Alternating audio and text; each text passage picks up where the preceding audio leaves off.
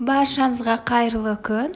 Мен сіздермен дәмі ерекше дәмді әрі тез дайындалатын тамақтың рецептісімен бөлісемін.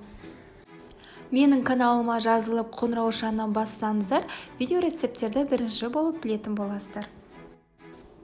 Менде бұл жерде сиыр етін жуып, осындай соломка етіп тураймыз. Мүмкіндігінше майы жоқ болған жақсы, менде кішкене май кетіп қалды, ештеңе етпейді. Ішіне қара бұрыш, кориандр, 2 қасық соя соусын қосып, араластырып, бетін жауып, бір түнге маринадқа қалдырамыз. Кемінде 2 сағат тұру керек. Енді қазанымызға май құйып, қызып тұрған майға етімізді қатты отта қуырып аламыз. Пиязымызды жартылай дөңгелекше етіп турап, сарымсағымызды майдалап турап жібереміз. Етіміз қатты отта 10 минуттай су тарылғанша қуырылғаннан кейін, пиязымыз бен сарымсағымызды салып, астындағы отын баяулатып, бір 5-7 минуттай қуырамыз. Сәбізімізді соломка етіп тураймыз.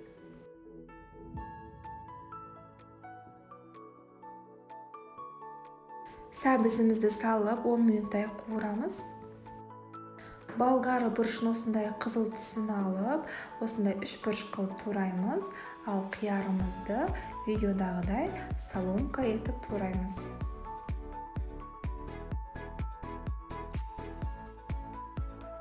Сәбізіміз кішкене жұмсарғаннан кейін 1 қасық томат пастасын қосып араластырып, ішіне су құйып, 20 минуттай баяу отта қайнатамыз.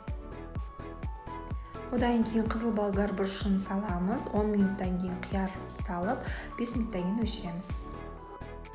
Гарниріне күрішті жуып кептіріп, қызып тұрған майда 1-2 минут шамасында қуырып аламыз. Астындағы от қатты болу қажет. Осылай араластырып тұрамыз да, қайнап тұрған ыстық су құйып, татымына қарай тұз саламыз. Бетін жауып, баяу отта 15 минут пісіреміз. Аяғына дейін көргендеріңіз үшін рахмет. Міндетті түрде жасап көріңіздер. Ас болсын.